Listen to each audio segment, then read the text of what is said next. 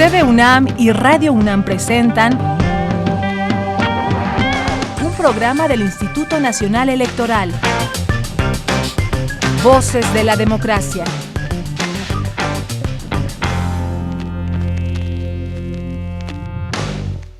¿Qué valores cívicos destacan más en una democracia? Pues yo creo que la participación, la igualdad en la información para que los ciudadanos tomen mejores decisiones. La libertad para poder hablar de lo que sea sin cortapisas de ninguna especie.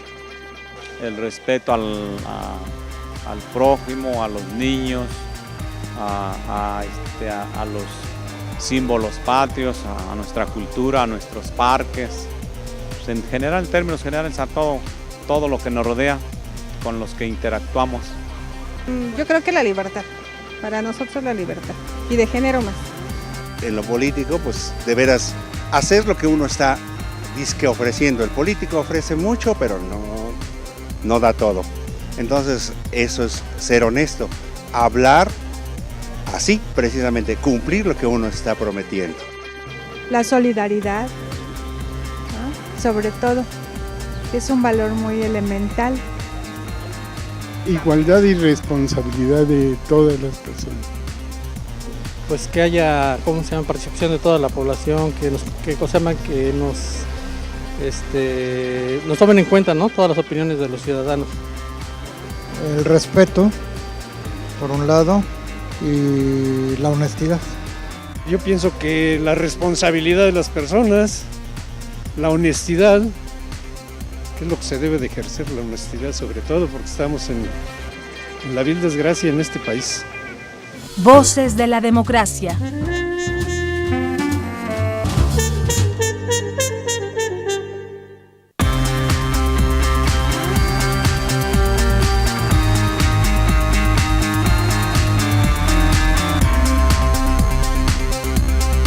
Hola, ¿cómo están? Bienvenidos a Voces de la Democracia. Soy María Elena Cantú, es un placer acompañarles. Particularmente hoy es importante hablar de los valores de la democracia, particularmente esta mañana en la que pues es noticia abierta y pública como para algunos servidores públicos, quizá para la gran mayoría es un gran negocio, sea la lotería ser funcionario público.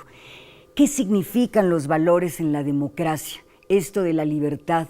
¿Qué significa esto de honestidad en gobernantes y gobernados? ¿En qué estado están en México? Algo nos decían ya algunos de nuestros ciudadanos que aceptaron hablar con nosotros y vamos a hablar sobre este tema. ¿En dónde está la falla? ¿Qué pasó con nuestras estructuras en los momentos de la transición? En fin. María del Pilar Hernández Martínez, amiga querida, investigadora del Instituto de Investigaciones Jurídicas de la Universidad Nacional Autónoma de México. Qué bueno que estás aquí, María del Pilar. Gracias, María Elena, como siempre un gusto. De nueva cuenta, gracias. Rodrigo Salazar Elén, investigador de la Facultad Latinoamericana de Ciencias Sociales, Flaxo. Rodrigo, muchas gracias. Gracias a ti, María Elena. Cuando le preguntamos a alguno de nuestros ciudadanos cuáles son los valores de la democracia más importantes, algunos comentaron honestidad, y que por cierto dijo, uno estamos en la calle en eso, se habló también de igualdad, de justicia. ¿Tenemos una percepción más o menos clara, de acuerdo a las respuestas de los ciudadanos mexicanos, sobre qué son los valores de la democracia? Sí, yo creo que todos los que vivimos en este país, como en otros sistemas y otras latitudes, María Elena, tenemos plena conciencia de lo que implican los valores en la vivencia o en la forma de vida de la democracia. Por lo regular, los académicos y los medios de comunicación enfocan la democracia como si solo fuese un sistema de gobierno. No, la democracia es también una forma de vida. Y en la medida en que precisamente los operadores del sistema transmitan a la ciudadanía este reforzamiento de forma de vida, entonces podemos generar y reforzar, valga la expresión, ¿qué son los valores en la democracia? Pareciera que solo siempre nos atenemos al estándar político y jurídico de la estructura formal de la democracia. Y me parece que hoy, cada vez más, María Elena, debemos estar mucho más atentos a la vivencia de esa democracia que de manera particularísima está más en el sentir de la sociedad mexicana, de la sociedad civil en general, la más extensa, que en quienes son responsables de la conducción del gobierno y de la administración en general. Efectivamente, pareciera que las respuestas están claras para algunos de nuestros ciudadanos, espero que para la mayoría, que tiene que ver con su propia vida, con la vida cotidiana. Democracia es mi propia vida, que yo salga a la calle, que pueda ejercer ciertos derechos, etcétera. Rodrigo, ¿tú cómo la ves? Sí, mira, yo lo plantearía así. Primero, por valores que entendemos, ¿no? O sea, ¿qué son los valores? Yo empezaría por una cuestión muy simple, una definición muy simple. Valores son nuestras ideas sobre lo que está bien y lo que está mal, ¿verdad? Hay cosas que no vamos a hacer no porque nos obliguen, sino porque consideramos que están mal hechas. Por ejemplo, muchos no robamos porque no consideramos que es correcto, aunque a veces tengamos la oportunidad en una tienda, en el súper, ¿verdad? Y es muy importante ese tipo de valores. ¿Por qué? Porque la policía, sobre todo en una sociedad libre, no puede estar todo el tiempo encima de nosotros vigilando que no robemos, ¿verdad? En la medida en que la gente introyecta el valor de no robar porque está mal hecho, más allá del beneficio que puede obtener y más allá de que lo castiguen o no, ¿verdad? Pues podemos tener una sociedad ordenada con respecto a ciertas normas, ¿verdad? En este caso, no robar. Hay gente, bueno, los conductores del DF, digamos, hay gente que tiene el semáforo rojo, no hay coches, no hay policía, igual no se pasa el alto, ¿verdad?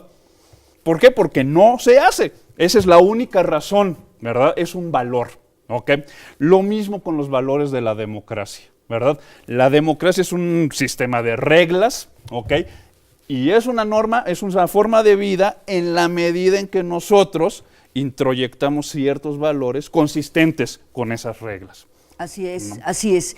Vamos a nuestro primer reportaje, si les parece bien, para regresar con nuestros invitados y que nos expliquen qué significa esto en nuestra vida cotidiana: igualdad, libertad, honestidad, justicia, respeto, pluralidad. ¿Qué implica eso en esta forma de gobierno y en nuestra vida cotidiana? Vamos al reportaje y regresamos. Voces de la democracia.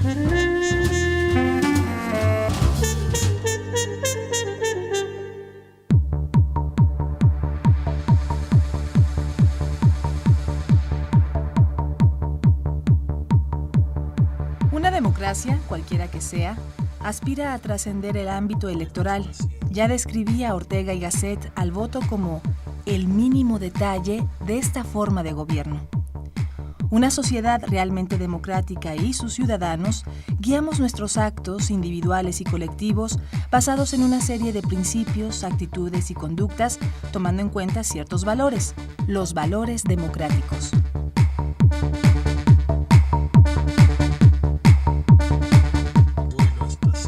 La democracia, si bien lleva implícita la defensa de los derechos humanos, de todos ellos, hay ciertos valores fundamentales para que un sistema democrático pueda ser considerado como tal: la libertad e igualdad, la tolerancia, el respeto y la pluralidad, la honestidad y la justicia. Todos ellos tienen que ver no solo con la competencia electoral, sino con la dignidad de la persona en sociedad, con la idea de que no se puede subsistir sin el otro. Estos fundamentos y razón de ser de una democracia se tocan y combinan, se cruzan y sustentan, son uno gracias al otro. ¿Cómo pretender ser libres sin tomar en cuenta la pluralidad que nos distingue? ¿Cómo tolerantes sin respetar las ideas y formas de vida diferentes? ¿Cómo aspirar a la justicia si no somos iguales ante la ley y honestos con nuestros actos?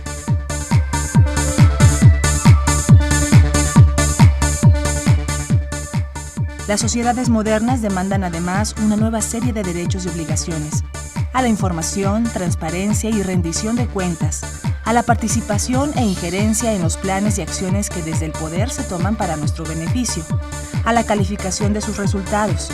No se puede pensar en la idea de democracia cuando alguno de ellos está ausente. En cualquier terreno y arena, de lo público a lo privado, en los espacios familiares, escolares o laborales, son estos ideales los que forman a un ciudadano en democracia.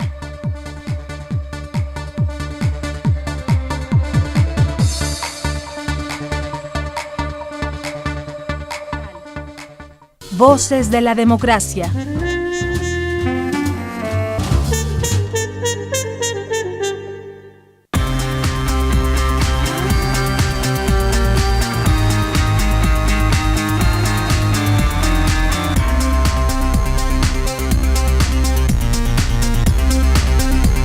Precisamente, Imer Benjamín Flores Mendoza, investigador del Instituto de Investigaciones Jurídicas de la Universidad Nacional Autónoma de México, tiene una interesante experiencia académica sobre el tema de los valores de la democracia. ¿Cómo estás, Imer? Gracias por estar aquí. Muchas gracias, Mariana. Como breve introducción, estábamos escuchando hace unos minutos a algunos de nuestros ciudadanos hablar de los valores de la democracia. Podemos decir con cierta satisfacción que estamos incorporando estos valores a la vida cotidiana, y luego nos dice nuestro reportaje, y vamos a empezar a aclarar los temas, que los valores de la democracia son la libertad y la igualdad, la tolerancia, el respeto y la pluralidad, la honestidad y la justicia. A manera de tu introducción, los valores de la democracia, Imir.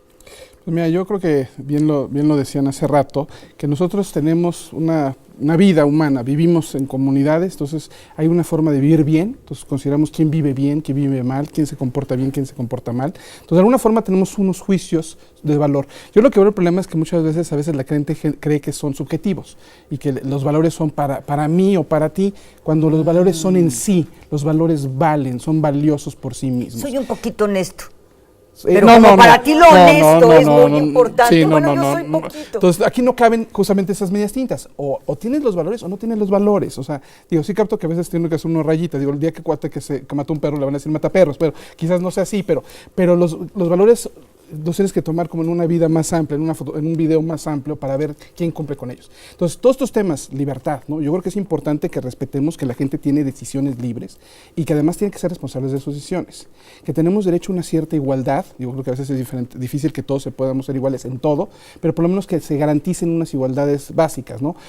Una consideración igual, un igual respeto, que el gobierno tenga hacia todos los ciudadanos y que todos los ciudadanos tengamos entre nosotros. Entonces, eso te lleva obviamente a no discriminar, las personas con discapacidades, a las personas con preferencias sexuales diferentes a la tuya. Entonces tú tienes que, inclusive, es muy fácil decir yo respeto a todos los que son iguales a mí y a todos los que yo quiero, pero inclusive a los que no te parecen tan iguales a ti, pues esos además los tienes que respetar. Si no puedes respetarlos porque te cuesta trabajo, por lo menos tienes que tolerarlos. Entonces eso es lo que va haciendo que en una comunidad, en una democracia, donde el gobierno es de todos, es del pueblo, por el pueblo, para el pueblo, pues necesitamos encontrar las formas de poder convivir entre todos, de coexistir en esta forma de autogobierno en los que cada uno tenga una partecita. Entonces, ¿cómo puedo yo pretender tolerar a los demás, respetar a los demás, si a fuerza quiero hacer mi voluntad y que no, tengo que aprender a ceder, a sumar a los demás a una misma causa, a un mismo proyecto? Entonces yo creo que ahí te da una idea de que, por eso me parece que la democracia es tan maravillosa, porque te da esa imagen de que todos tenemos cabida y a pesar de las diferencias, yo pienso en hombres, mujeres, heterosexuales, homosexuales, laicos y religiosos, todos tenemos derechos, todos tenemos dignidad y todos tenemos dignidad, ¿no? Entonces todos tenemos que se nos respete esa dignidad y que podamos participar en el gobierno de nuestro país. Muy bien, me gustaría escucharte, Pilar, Rodrigo. Simplemente aclaremos, vamos por pedazos para nuestro auditorio. El tema que ya tocó Imer, libertad e igualdad, ¿qué significa? Bueno, libertad implica este parámetro, y quiero hacer un breve excursus en relación con lo que decía Imer. Sí, en efecto, a mí me llamó mucho la atención cuando Rodrigo dice, bueno, democracia es saber qué está bien y qué está mal, pero entonces relativizamos el concepto de lo que implica el estándar o la base amplia de lo que es axiológicamente bueno, diría yo, para una sociedad. Consecuentemente, sí debe de haber un segmento verdaderamente amplio que permita que todos nos conduzcamos conforme a ese segmento en el respeto a la libertad, esto es, en la acción irrestricta, podría yo decir, salvo aquello que lesione al otro, que esa es la libertad. Y la igualdad... Mi libertad termina en el momento en que violento tus derechos. Exacto, ese es el estándar más claro de lo que implica. Espacio de libertad. Así es, lo mismo el de igualdad. Yo soy igual entre los iguales, no hay un estándar, un rasero parejo de lo que es la igualdad. Precisamente por eso, María Elena, a la igualdad se le suma otro valor que es precisamente el pluralismo o la diversidad. Somos unos grupos más iguales que otros y consecuentemente somos diversos, somos plurales. Y en este valor de la pluralidad, de la diversidad, tienes que sumar otras formas de percibirnos, como precisamente es la tolerancia. Y la tolerancia en el sentido positivo del respeto a esa diversidad. Puede ser, como lo decía Voltaire, que no esté de acuerdo contigo, pero defenderé tu derecho a decir lo que tengas que decir. Aunque yo esté en contra. Aunque yo esté en Eso contra. sería tolerancia, digamos. Es tolerancia, sí, porque casi siempre tenemos... Se veía la tolerancia como... el sentido negativo de, y aunque no me guste, te tengo que soportar, ¿no? Te tengo que soportar, pero no te acepto. La diversidad es aceptación, Marilena. Aquí estamos tú, yo, como género femenino, pero también está en Rodrigo Eimer como género masculino. Y sin embargo, hay una conversación con los estándares del respeto, de la ética y del diálogo, podríamos decir, que implica también en la expresión de la libertad el tener claro que tú eres diversa a mí siendo mujeres y me eres diverso a mí siendo hombre, lo mismo que Rodrigo, aun cuando seamos de diversas instituciones. De acuerdo en algunos conceptos, el tema del respeto, tolerancia y diversidad y la libertad de poder expresar en esta mesa lo que consideramos. A ver, Rodrigo, me interesa mucho tu punto de vista sobre este tema para pasar al siguiente concepto que me importa mucho también, que tiene que ver con la justicia, libertad, igualdad, tolerancia.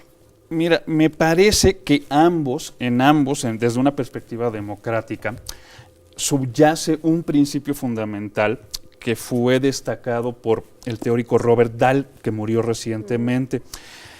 Y él decía que el principio fundamental de la democracia es la autonomía personal, y no muchas veces se menciona, y esto es muy interesante. Desde la perspectiva de Dahl, esto significa, el principio de autonomía personal es que cada persona como individuo es el único juez o la única juez sobre lo que le conviene y lo que es mejor para ella misma. El único juez válido sobre lo que me conviene y lo que es mejor para mí soy yo. Una vez que se cumplen ciertas condiciones de edad, por decir algo, ¿no? Y de salud mental, por decir otra cosa, ¿no? Entonces, yo soy el único juez sobre lo que es bueno para mí, y esta autonomía personal es igual para todos, ¿verdad? Entonces, de esto se desprenden muchas cosas, ¿no? En primer lugar, la libertad, solo las personas libres juzgan, ¿no? Ese es el asunto. Si no, yo soy un objeto, si no soy libre, soy un objeto de la satisfacción de lo que otra persona quiere para sí misma, ¿verdad? Y entonces, o del juicio del otro. Exactamente. Pero además, si esto es igual para todos, también quiere decir que no puedo yo, al obtener lo que quiero para mí, perjudicar a otra persona. Sí, lo mismo ¿verdad? que dice Pilar. Porque es decir, no sería igual para todos. Exactamente, ¿verdad? Entonces, este asunto de la autonomía es muy importante. También si es igual, también se desprende el voto, ¿verdad? La única forma de contar igual autonomía o iguales deseos sobre lo público, pues es sumarlo. Y una persona, un voto. Y una serie de cuestiones muy interesantes, que se desprenden como lógicamente de este principio. Es un argumento muy sólido y muy interesante que muchas veces no se toma en cuenta, porque pongo un ejemplo, es muy claro que el autoritarismo, la dictadura es contrario al principio de autonomía personal, pero también el paternalismo, ¿no? También la tecnocracia, ¿verdad? Un gobierno paternalista es el que te dice, no, mijito, tú realmente... Yo decido por ti. Yo decido porque tú no sabes, ¿verdad? O sea, tú crees que sabes, pero no sabes. A ver, déjame aclarar un punto que me parece importante para el auditorio ahora que estamos hablando de esta autonomía. Soy yo, sí, pero ¿qué importancia tiene mi persona y mis derechos y el otro en una democracia? Dime. Pues bueno, creo que ya lo dijiste, si de alguna forma insisto con esta definición de que somos todos, ¿no? Es la definición de el pueblo, por el pueblo, para el pueblo, y dice no nada más de unos cuantos, por unos cuantos, para unos cuantos. Entonces, somos todos, y ante yo diría prácticamente la imposibilidad de que todos seamos uniformes o todos seamos iguales, pues tenemos que entender que va a haber diferencias. Entonces, aunque tenemos identidad, también tenemos diferencia. Somos los miembros de esta democracia, pero también somos diferentes entre nosotros. Entonces, tenemos que aprender a respetarnos unos a otros. Y a mí, sobre todo, digamos, en un tema que me interesa mucho es esta idea de dos modelos de democracia. Un modelo que yo veo a veces muy mayoritario, que parecería que dice lo que diga la mayoría, versus un modelo más asociativo, donde somos todos, somos miembros de la misma empresa. Porque en el primero la minoría sale perdiendo. Sale perdiendo. Entonces, a mí me parece que parte del concepto y de los valores mismos de la democracia implica que tienes que, ¿dónde quedan mis minorías? ¿Cómo respeto a mis minorías? Si bien es cierto, como bien han dicho, lo importante de la libertad, de la autonomía personal, de la libertad, y la idea del límite, que normalmente lo vemos con el principio del daño, ¿no? De que no dañes a otro, también es cierto que esa colectividad a veces parece que dijeran tiene derecho a imponer su visión, y yo creo que hay un límite a qué tanto la mayoría puede, no quiero decir imponer su visión de las cosas, pero sí puede, digamos, tomar decisiones legítimas, siempre y cuando no pase por encima de los derechos de las minorías, siempre y cuando no pase encima de ellos. Entonces yo es donde veo, y entonces de alguna forma me parece que tenemos que tener claro que somos, digamos, los unos y los otros, ¿no? Entonces la otredad es un tema necesario en la democracia que tenemos que entender, y digo, lo que lo hace a veces bonito, y te lo explican muy bien la gente de los tribunales electorales y de los órganos electorales, es que hay elecciones cada 2, 3 años en diferentes puestos, y siempre ganan unos y pierden otros. Entonces siempre hay una dinámica en la que hoy perdiste pero mañana vas a ganar, entonces parecería, bueno, pero cuando siempre ganan los mismos, cuando los mismos siempre pasan. No suena muy democrático eso. Ya no suena tan democrático, ¿no? Entonces eso es lo que yo como que me parece que no le haría honor a esos valores que me parece que hemos dejado por ahí del lado uno, que me parece que me gustaría de una vez ir adelantando. Normalmente, insisto, decimos que es el gobierno del pueblo, por el pueblo, para el pueblo, pero también a veces le ponemos ante el pueblo, porque tenemos que tener transparencia, rendición de cuentas, que la gente, digamos, eso creo que de los valores que tiene la democracia. ¿Cómo voy a pretender ser que yo soy el dueño del gobierno, o parte del gobierno, si no me entero qué se está decidiendo allá atrás, y si los beneficios no los voy a ver, ¿no? Ese es un asunto interesante, poner en la mesa, Pilar, además de que hemos hablado de libertad, igualdad, de tolerancia, poner en la mesa también el tema de la justicia, que está muy vinculado con la igualdad. La justicia, la honestidad para gobernantes y gobernados, y el tema de rendición de cuentas, transparencia, Pilar. Es decir, se va ampliando, digamos, el abanico. Sí, aunque ya sabes cuál es mi tamiz en estos temas, que soy muy de dar las contras a los amigos. No, yo creo que este adagio del gobierno del pueblo, para el pueblo, por el pueblo y para el pueblo ha cambiado y se ha relativizado. Yo creo que ahora es el gobierno del pueblo, por el pueblo, sin el pueblo.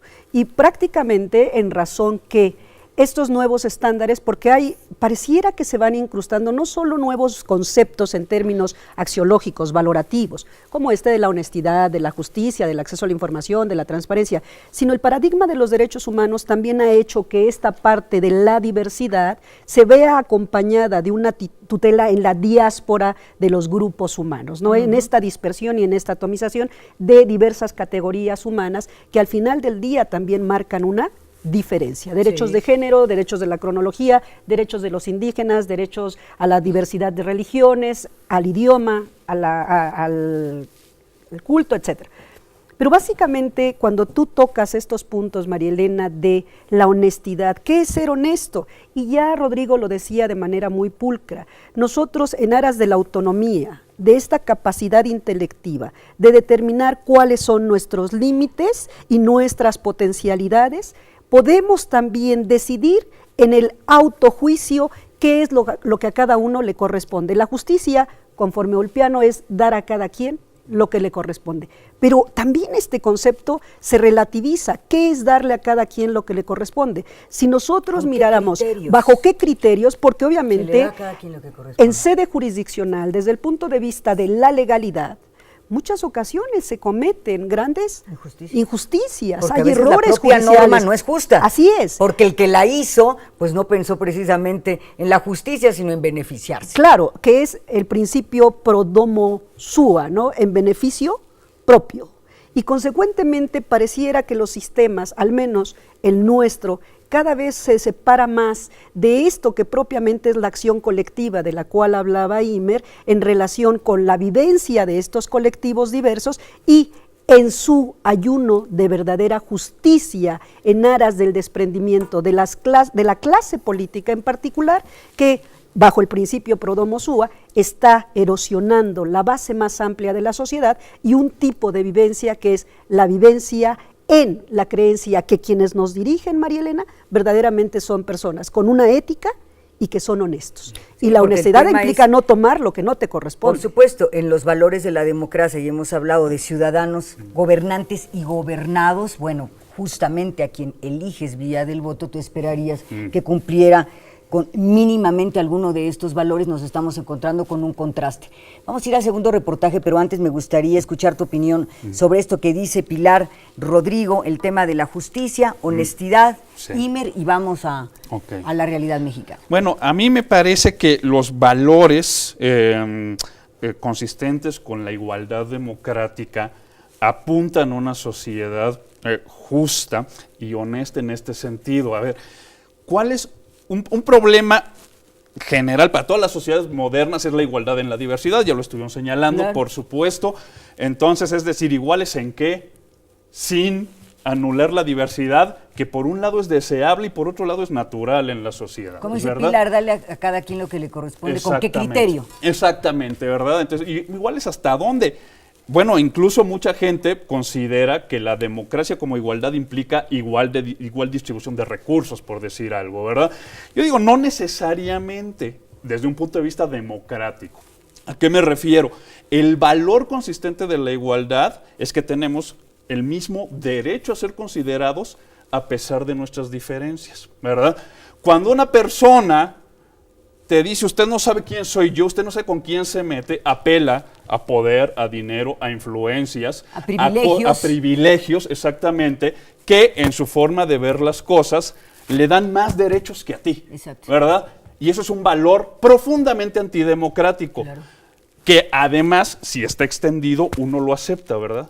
Es, no, sí, este señor es aristócrata, o este señor está en el gobierno, y sí, le corresponde más derecho, ¿verdad? Más consideración. Es un valor, ¿verdad? Es un valor compartido que dificulta las relaciones democráticas. Cuando un juez tiene mucha libertad para interpretar la ley, ¿verdad? Entonces, cuando un juez no le da lo que le corresponde a un indígena, a una mujer, ¿verdad? Es un valor compartido social, decir, bueno, pues es que es indígena. Exactamente, por eso no le corresponde, ¿qué se siente? No somos iguales. Así, es un valor antidemocrático, eso quiero decir. Es más, y tiene efectos sociales, pero ¿verdad? Está metido en la médula. Y está metido en la médula y tiene efectos sociales porque yo no puedo, si creo eso, aprovechar los recursos de participación que me da la democracia para mejorar incluso mi condición social. De acuerdo. ¿Verdad?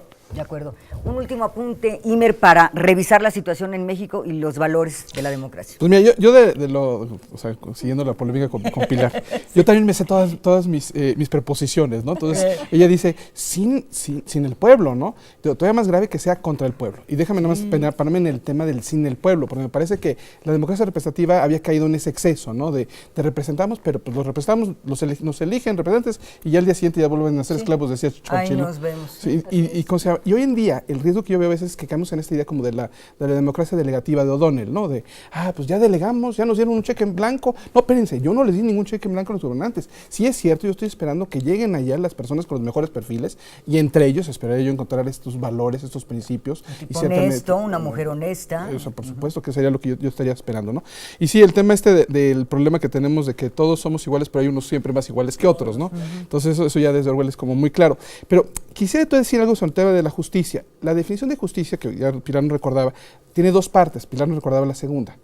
La primera parte dice constante y perpetua voluntad de dar a cada quien lo suyo. Entonces, por un lado tiene un criterio que yo creo que el mérito justamente que es una fórmula abierta y perpetua voluntad. Ayúdanos a entender esto. Yo diría que, digamos, la segunda parte, que es la que ya dejo Pilar, es la que te da que debe haber diferentes criterios. Dependiendo de qué es lo tuyo, es lo que te tengo que dar. Si estás hablando de un problema de propiedad de un terreno, pues tienes que darte tu terreno. Si estás hablando de un problema de alguien que quiere censurar con su libertad de expresión, lo que le tengo que dar es que pueda expresarse con libertad. Entonces, eso sería lo suyo, ¿no?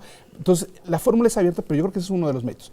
Y la segunda parte, que es esta de constante y perpetua, te viene a dar la idea de que tienes que mantener un criterio y ese criterio debe ser aplicado una y otra vez. Entonces, porque de nada te va a servir que tengamos un criterio, pero te lo aplico a ti y no se lo aplico a Rodrigo. Una y otra vez y los lentecitos estos que me hacen ver a unos más iguales que a otros. Exacto. Sin lentes. Exacto. Entonces, yo lo que veo como un problema que seguido lo discutimos con Pilar y con colegas en el instituto, es cómo hay casos en los que uno lo ve en el papel y dice uno, pues debería estar ganado de este lado, pero cuando te metes al expediente y ves que no alegaron, que no probaron, que dices, es que no nada más, y eso lo tenemos muy como abogados nosotros, no basta con tener la razón, sino que tienes que poner los elementos, porque desafortunadamente también tenemos un principio que gira por ahí que se llama legalidad.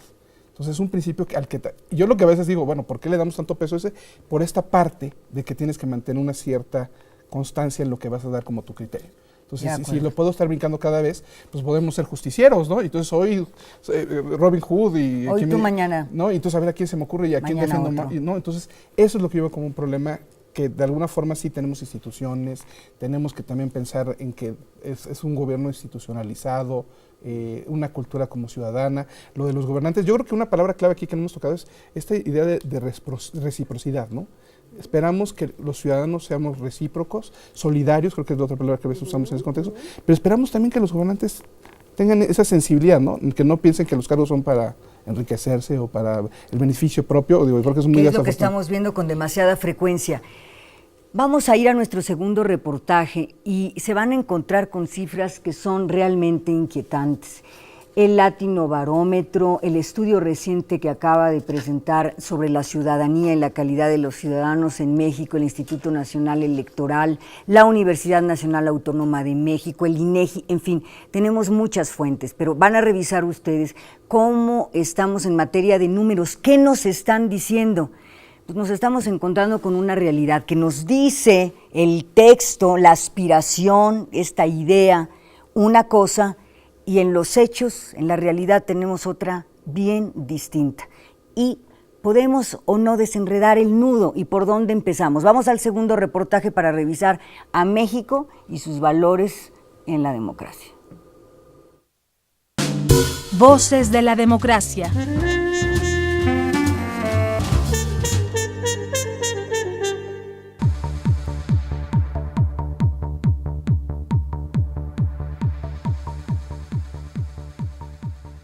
En nuestro país, según datos de la Quinta Encuesta Nacional sobre Cultura Política y Prácticas Ciudadanas, realizada en 2012 por la UNAM y el INEGI, las características de la participación ciudadana, así como el compromiso con los principios e instituciones de la democracia, no son del todo alentadores.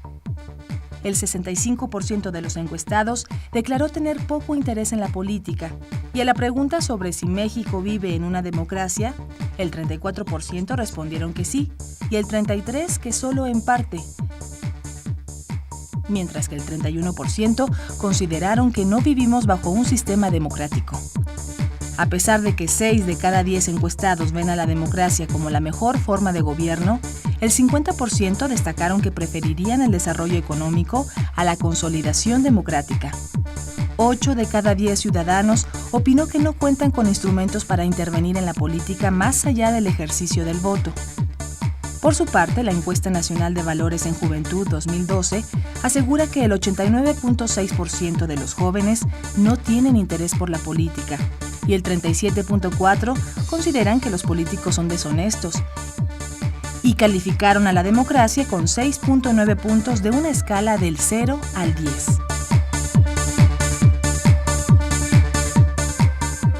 No son necesarias las encuestas, basta con caminar por la calle, asistir a una escuela, hacer un trámite institucional o formar parte de una nómina, incluso de una familia, para confirmar que en México, si bien se han dado importantes pasos en la formación de una ciudadanía democrática, aún tenemos mucho que hacer al respecto. La libertad y la igualdad, la honestidad y la justicia, el respeto a la diversidad y la tolerancia, la pluralidad, son parte ya de la agenda de partidos, sociedad civil y Estado. El gran reto es cómo diseñar estrategias para que realmente se lleven a la práctica.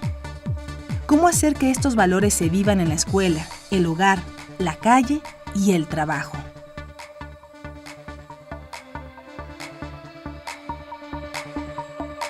Voces de la democracia.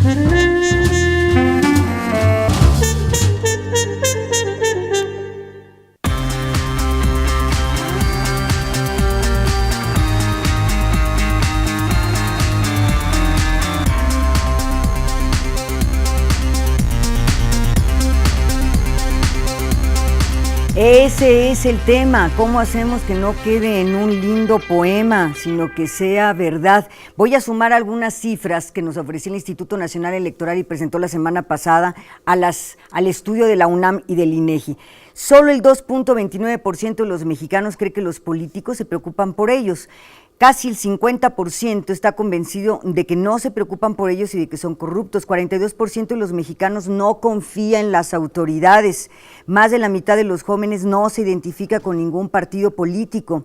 Cuando nos hablan de justicia, honestidad, transparencia, rendición de cuentas, los mexicanos no sienten que tengan eso en esta forma de gobierno, en la vida cotidiana. Para ti, Pilar, revisando estos números, todos coinciden, no importa la fuente. ¿Qué piensas? ¿Qué te dice? Uy, pues que estamos en crisis, ¿no? Y en una crisis de valores, realmente, en el momento en que la sociedad civil no tiene confianza ni credibilidad en sus propias instituciones, es que esto verdaderamente está en un estado de descomposición, a la cual, desde luego, quienes dirigen en diversos puestos nuestro gobierno, verdaderamente se han ganado esta percepción. Sí. Y yo te querría decir, cuando hoy en día se habla de cómo recuperamos esta parte de la vivencia cívica, de participación, de verdadera corresponsabilidad, hoy en día tenemos en el sistema mexicano, María Elena, Imer, Rodrigo, rendición de cuentas, sistema de responsabilidades, acceso a la información, transparencia, pero pareciera que esta trípode no ha servido verdaderamente para generar el compromiso de quienes son nuestros representantes, sino que se han entronizado, y máxime con las últimas reglas de la reforma político-electoral 2014. Yo quisiera decirte que en muchas latitudes hay una seria preocupación por una educación en valores. Y hablar de educación en valores es verdaderamente recuperar todo este bagaje sociocultural de prácticas verdaderamente en la familia, en donde quienes están verdaderamente en el primer círculo de tu sociabilización son los responsables que tú te enfrentes a los círculos concéntricos más amplios en el sentido de la autocontención, en la autonomía de la voluntad, como lo decía perfectamente bien Rodrigo, pero también con una serie de parámetros en donde el no ledere, el no dañar al otro, es el pilar fundamental en donde deben de cimentarse todas las demás acciones. Claro, porque tu primer contacto con el mundo y con la realidad se tiene que agarrar de algo, y es en los primeros años en donde queda esto de manera fundamental. ¿Coincides, Rodrigo, Imer, con el diagnóstico de Pilar? O sea, ¿qué nos dicen estos números? ¿Qué tan inquietantes son? Por supuesto. Bueno, hay una parte, sobre todo en los datos comparativos, que debe ser tomado en cuenta. México en Latinobarómetro lleva algunos años saliendo bastante bajo. Una parte de eso se debe a que hay países en América Latina que fueron más afectados por la crisis económica mundial que otros. Y es muy sencillo, los países que venden materias primas a China, todo bien con ellos, ¿verdad? Los países como México, que están más integrados a la economía norteamericana, pues han tenido un desempeño más flojo, más débil. ¿Por qué aparece ahí esto de prefiero mejorar económicamente que en la democracia? Pareciera que están peleados. ¿Por qué? Bueno, no están peleados, pues sí habla de los valores, ¿verdad? En caso de decidir, si no están peleados, de hecho. No tendríamos que decidir. Exactamente, pero si le preguntas a la gente si hubiese que decidir qué escogerías, mucha gente escoge economía, ¿verdad? Bueno, nos ha pegado más duro que otros países. Eso es una parte. La otra, sin embargo, pues sí se debe a que el público percibe una separación del parte del comportamiento que observan sus gobernantes con respecto al que esperaría, ¿verdad? Al que quisiera, al que le vendieron. Quisiera ver, exactamente. Al parecer, uno ve los gobernantes y pues no parece que comparten nuestros valores, ¿ok? Ahora, ¿cómo se difunden? ¿Cómo obligas al disidente, al que no comparte tus valores, pues cómo lo obligas a comportarse como quisieras, aunque no lo arrestes, aunque no tengas un policía? De hecho, los diputados tienen fuero, no los puedes arrestar, ¿verdad? Bueno, los sociólogos conocen muy bien de esto. ¿A qué me refiero? Un compañero, cuando estudiaba la maestría, que venía de otro país, se quejaba, decía, oye, en el DF tú tiras la basura y te salta la gente encima. Si tiras la basura en la calle, te salta la gente encima y te regañan y te dicen que no seas cochino, ¿verdad? Y yo no entiendo por qué. Pero bueno, él no entendía por qué, no compartía el valor de no tirar basura en la calle, pues dejó de hacerlo para evitarse la sanción pública, ¿verdad? Así las sociedades llevan al disidente al rebaño, ¿verdad? Cuando hay valores bueno, compartidos. Qué buena noticia saber que hay personas que le preocupan que alguien más tire la basura. Exactamente. No, ponía el ejemplo de este muchacho extranjero porque luego nosotros vivimos aquí, tal vez no nos es tan claro que compartimos en algo ese valor. Ahora, lo que quiero decir es esto, la democracia, a diferencia de otros regímenes, es el único régimen que da al público la posibilidad de atar las acciones de sus gobernantes a sus deseos. La posibilidad, ¿verdad? Entonces, parte de cómo llevar al rebaño a los políticos de vuelta, pues es qué criterios utilizamos al votar, ¿verdad? ¿Los castigamos? ¿Ok? Hay instituciones que posibilitan el castigo, como la reelección, ¿verdad? Entonces, la reelección inmediata permite decir, oye, mijito, esto que hiciste no me gustó, ya no voy a votar por ti, y te quita. ¿verdad? Entonces, mucha gente dice, oye, ¿ves cómo son los políticos? Si los quieres premiar con reelección, no los quiero premiar, quiero tener la posibilidad de castigarlos, ¿verdad? Ese es el asunto. Y así, pues, un político, pues ya dirá, me juego algo, ¿verdad? No puedo ser tan cínico, no puedo ser tan bribón. Y entonces ahí nos toca a nosotros, como sociedad, usar decir, los mecanismos que tenemos o exigir que haya más. A ver, yo veo que mientras tú estabas hablando, Rodrigo, aquí Pilar e Imer empezaron a notar. A ver, ¿por dónde va la reflexión? ¿Por dónde va? Mira, coincido con lo que decía Pilar hace rato, de que esto es un tema de crisis de valores, ¿no? Crisis de principios, crisis de valores, el tema de que las autoridades, y bueno, no, en la encuesta que mencionabas del INE, hacen también esta relación con el tema de impunidad. Así es. Y el tema de corrupción. Así es. Entonces, ese, si me preguntas, me parece que es el gran problema que tenemos, o sea, y donde la crisis de valores recae en eso, o sea, la gente, las cifras eran alarmantes, o sea, ya la gente no denuncia, la gente mejor, ¿para qué? No, me va a ir peor, o sea, entonces ese tema de no confiar en las instituciones me parece muy peligroso. No sabes si la autoridad es autoridad o es un enemigo. Exacto. Entonces, está hablando con el enemigo. Exacto. Entonces, ¿qué te queda? ¿No? Digamos, básicamente la historia es la idea de por qué tenemos un Estado, por qué tenemos un gobierno, pues entre otras cosas se supone que para que me diera seguridad, ¿no?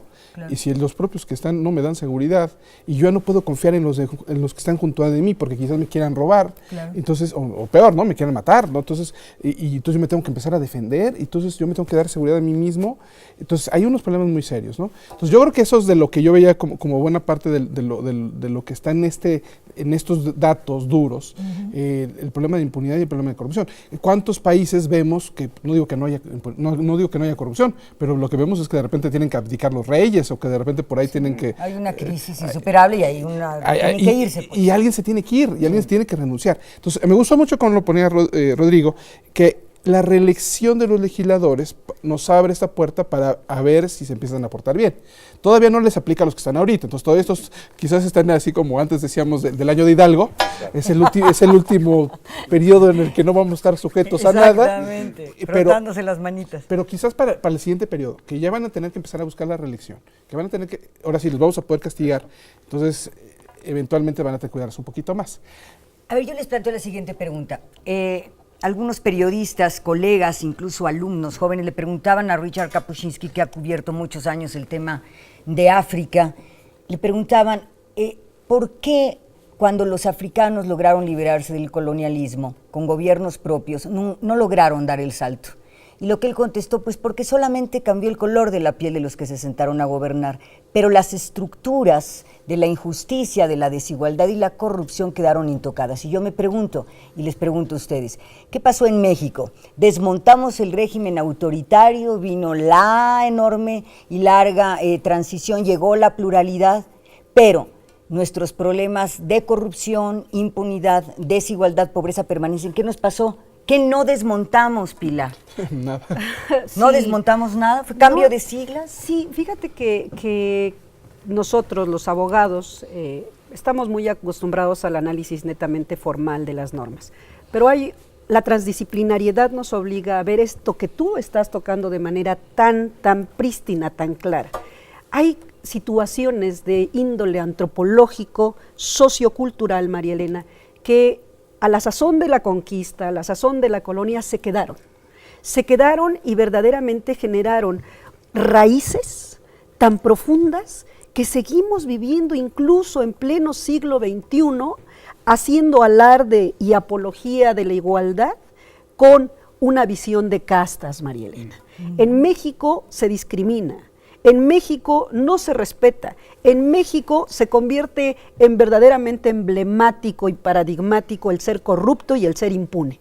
Y como esos pareciera que son los antivalores que hoy en día verdaderamente se exaltan, la sociedad verdaderamente sigue sometida a una especie como de mensajes subliminales, y que no, ni siquiera subliminales, tan explícitos, María Elena, en donde te pillé en el delito. Sí, ¿y cuál es el problema? No pasa nada. Sí, la entrevista de hoy, es decir, me pillaron en la conversación en donde voy a hacer un negocito en cuanto deje de ser diputada, y dice, pero ¿y qué? No soy la única.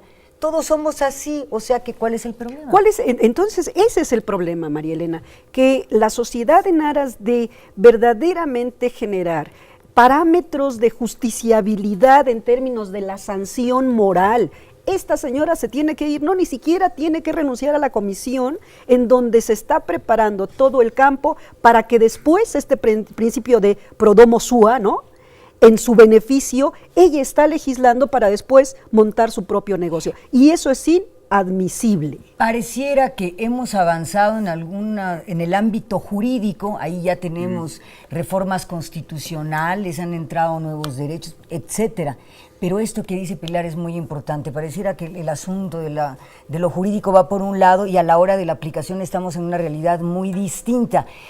¿Por dónde empezarías tú a pensar, Rodrigo, para destrabar estas raíces tan profundas de las que habla Pilar? Por supuesto. Bueno, hay una cuestión que es cultural, ¿verdad? Y precisamente remite a los valores, ¿no? ¿Cómo dejamos de aplaudir al pillo? Pues ¿cómo dejamos de aplaudir al pillo? O sobre todo, yo creo que sí, bueno, supongo que, necesitará más confirmación, pues me parece que de entrada uno puede aceptar que en buena medida esta mentalidad de castas es pues muy viva, ¿verdad? Y viene desde la colonia, y la mentalidad de castas es la que te dice, no tanto, tal vez no se le aplaude ya al vivo, ¿verdad?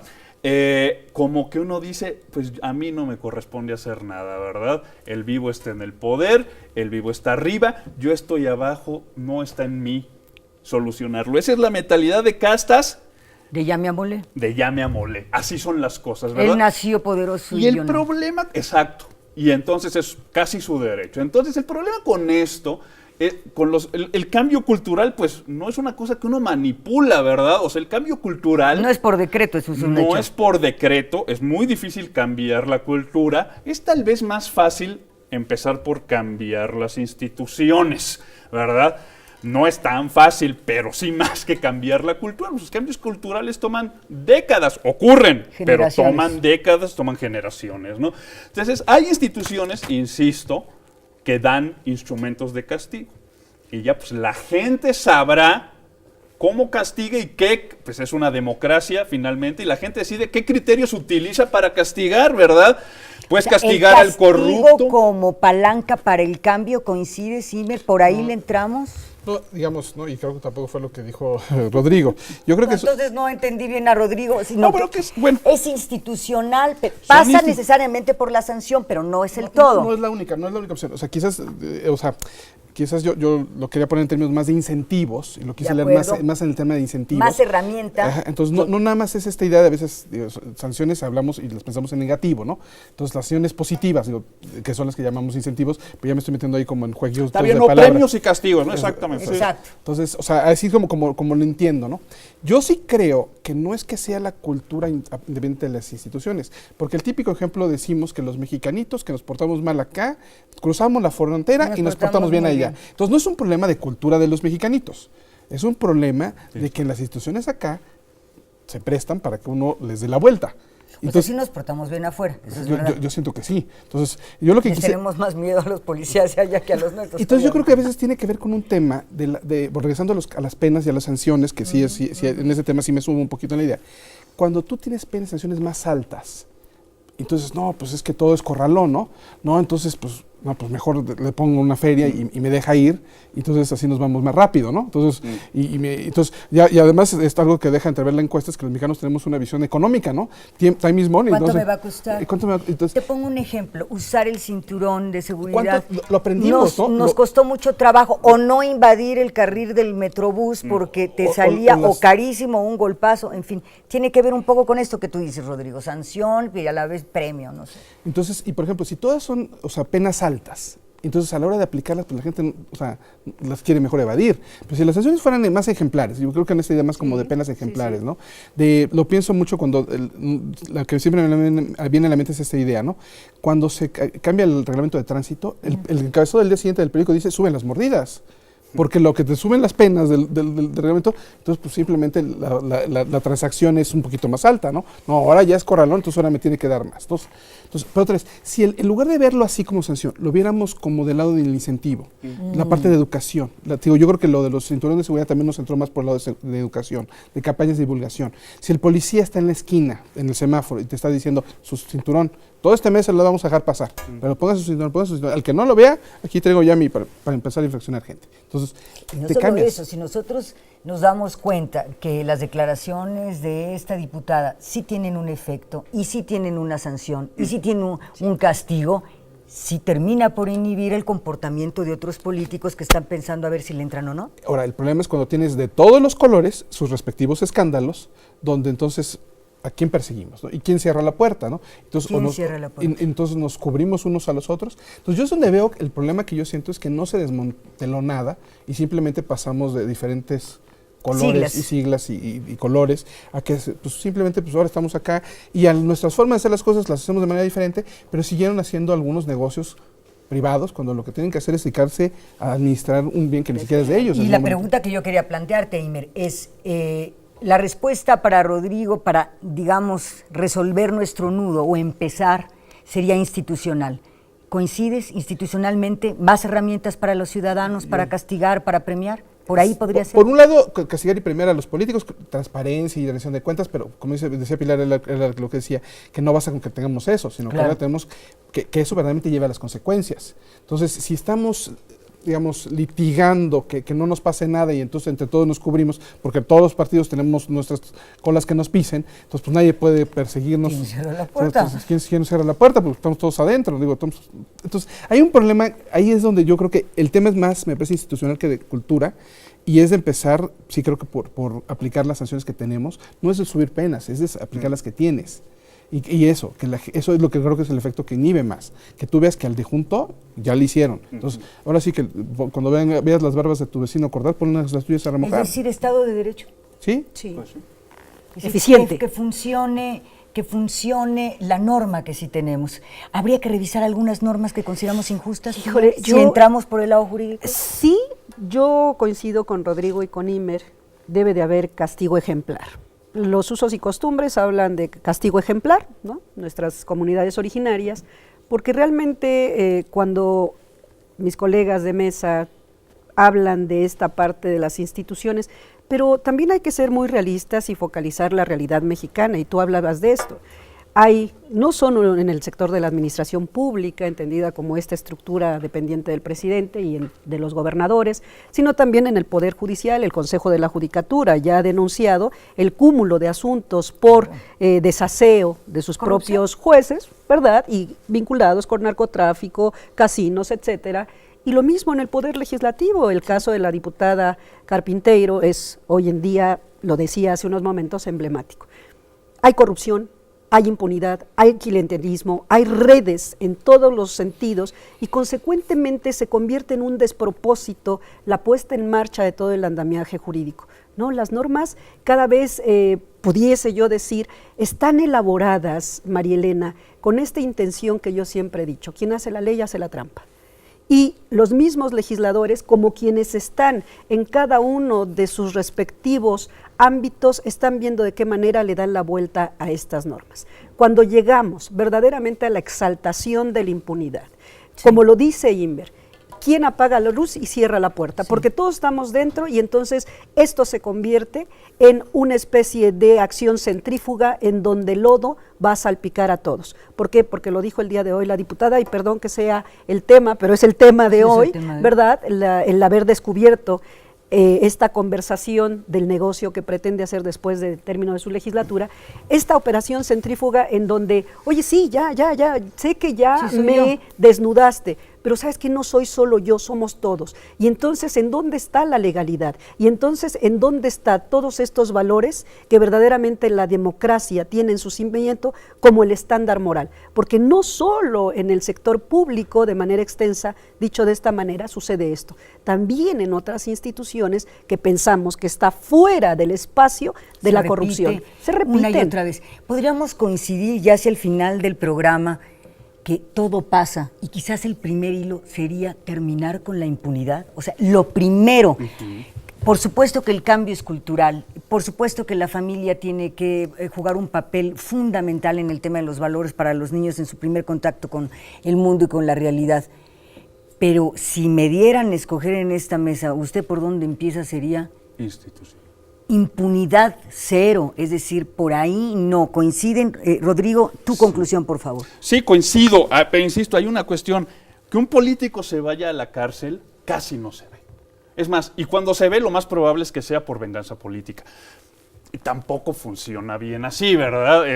El asunto es, por supuesto hay que reforzar estas cuestiones de castigo a la corrupción, castigo legal. Por ejemplo, ¿verdad? Lo del Bester, muchos decían, bueno, tiene ejemplo, que ver más con que fue desde sin el propio duda alguna, gobierno, porque no es que no lo merezca. Que por justicia, exactamente. Pero, insisto, en la democracia nosotros como ciudadanos podemos aplicar premios y castigos, ¿verdad? El panorama completo de los incentivos, y nosotros podemos decir, bueno, si observamos esto, premiamos. Si no lo observamos, bueno, te vas y te dedicas a otra cosa que te haga más feliz, ¿verdad?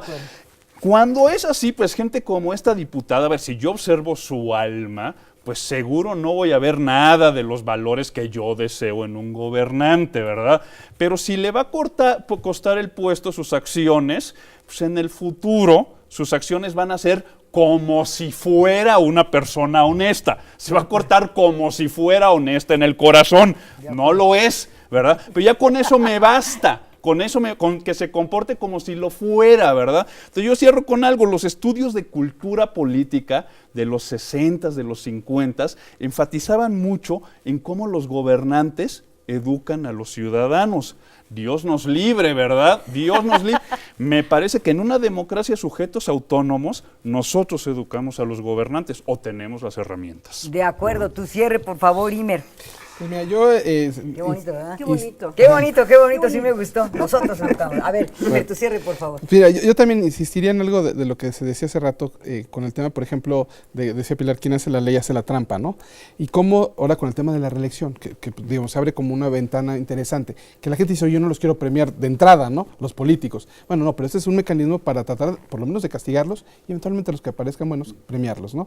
Pero curiosamente los partidos mantienen controlada la regla para que solamente los que ellos palomeen, entonces otra vez, o sea, si la idea es que los suelten y que el ciudadano, otra vez, con el pueblo, no sin el pueblo, ¿no? La democracia con el pueblo, seamos los que digamos, este sí, este no, este lo premiamos, este lo castigamos. A este partido lo premiamos, a este partido lo castigamos. Entonces, eso es lo que yo creo que tenemos que tener como una dinámica más clara. Y sí, coincido que esta parte de la aplicación selectiva de la ley, pues eso es claramente... No sirve para nada. Eso es impunidad. Me quedan unos segundos, Pilar. Un cierre. Híjole, yo me quedo con esta expresión tan verdaderamente paradigmática de Rodrigo, porque precisamente ayer, hablando sobre la proclamación de Felipe VI, ahora rey de España, hablando de una monarquía constitucional, lo que decían los profesores visitantes, los españoles, es lo que le queda al rey es ser verdaderamente ejemplar, porque es la probidad. Él ya no gobierna, pero él es la imagen de lo que son los españoles. Y yo creo que sí, los gobernantes también, en aras de su actitud honesta, también nos llevan a creer nuevamente, María Elena, que de eso se trata, reivindicar la credibilidad y la confianza, más allá de los trucos de los partidos políticos, en quienes verdaderamente tienen la representación. Muy bien, con esto cerramos. Muchísimas gracias, María del Pilar Hernández Martínez, María. investigadora del Instituto de Investigaciones Jurídicas de la UNAM. Qué gusto tenerte como siempre. Como siempre, amigo. Imer Benjamín Flores Mendoza, muchas gracias, investigador del Instituto de Investigaciones Jurídicas de la Gracias, UNAM. María. Qué gusto, Imer. Rodrigo, muchas gracias. Rodrigo Salazar Gracias a ti. Elena, investigador de la Facultad Latinoamericana de Ciencias Sociales Flaxo. Gracias. Gracias a ustedes por acompañarnos en Voces de la Democracia. Hasta la próxima, soy María Elena Canto.